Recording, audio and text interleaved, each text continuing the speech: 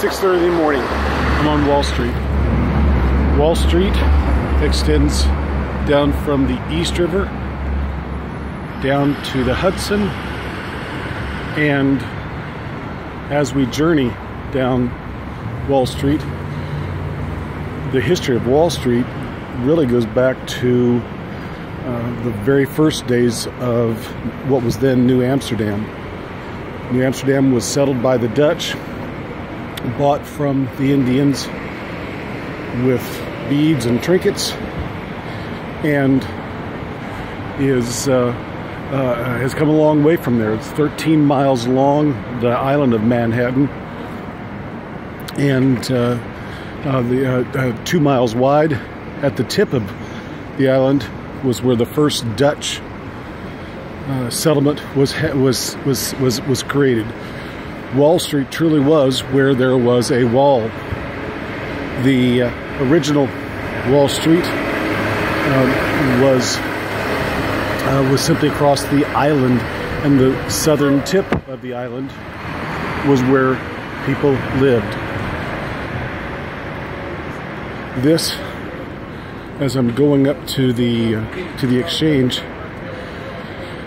this history of Wall Street has been extremely interesting for me on this journey. Here in the 1790s was where the Buttonwood Agreement was signed by 24 signatories who signed an agreement that was a self-regulating agreement to eliminate public regulation because of the speculation that had surrounded the Revolutionary War's original debts. The original debts came about because of Alexander Hamilton.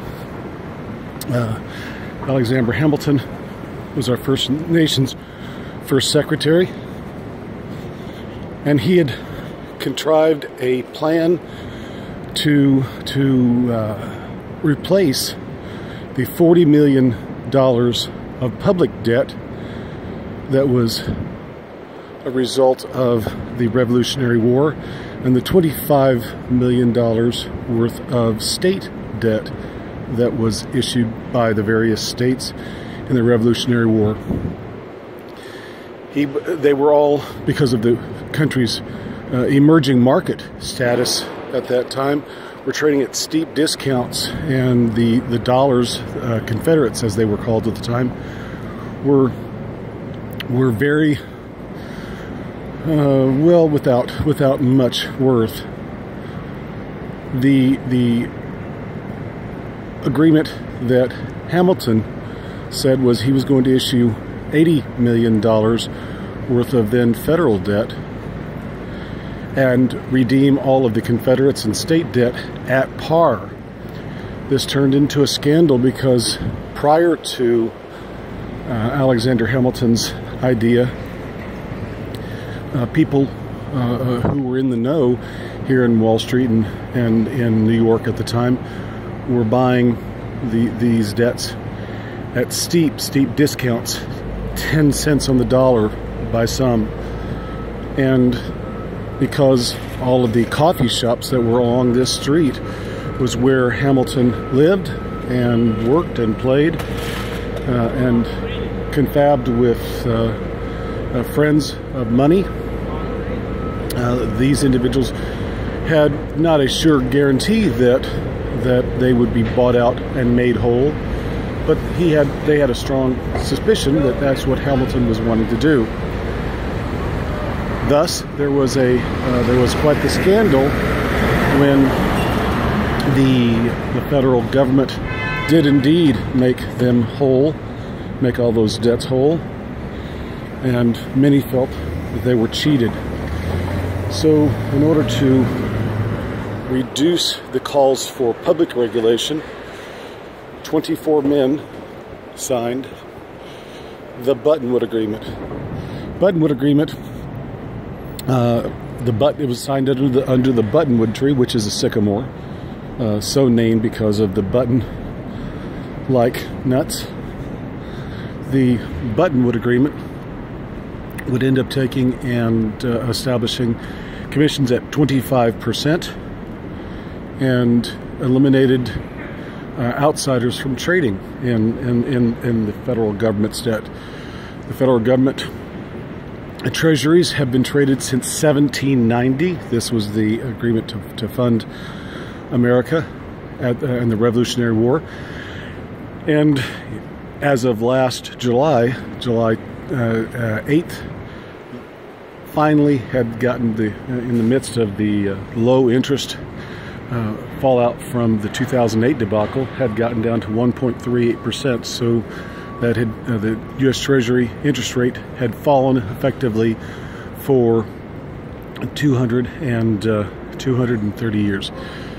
So what we're seeing here at this moment is the barricades that were established in light of 9/11. Before the barricades were established, you ended up having the ability to drive down through Wall Street. This is the Trump building. This over here is Tiffany & Company under the construction work.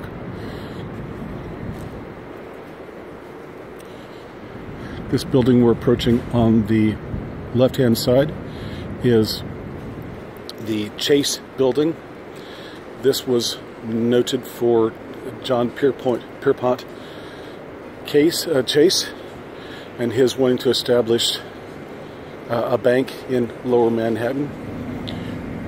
It was here in 1920 that one of America's first homegrown terrorist activities happened, when a milk cart being pulled by wagons, by horses, was detonated, having 400 pounds of steel, dynamite, and so forth, and today still bears the pockmarks on the wall from that explosion.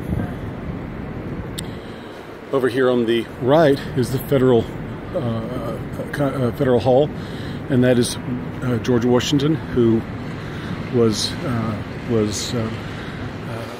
our first president, of course, and this is where he was brought into office. Coming around the corner is the New York Stock Exchange.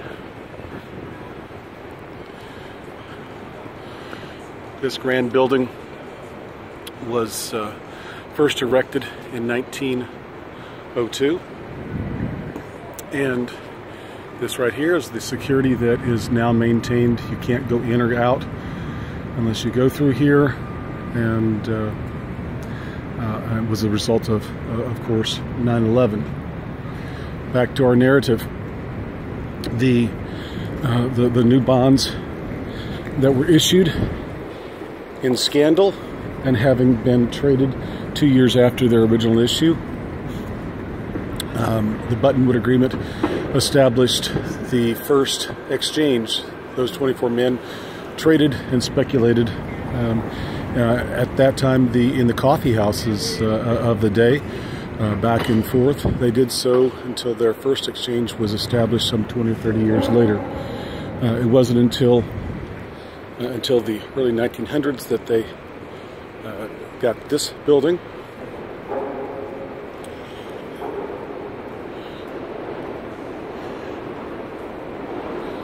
And quite the building it is.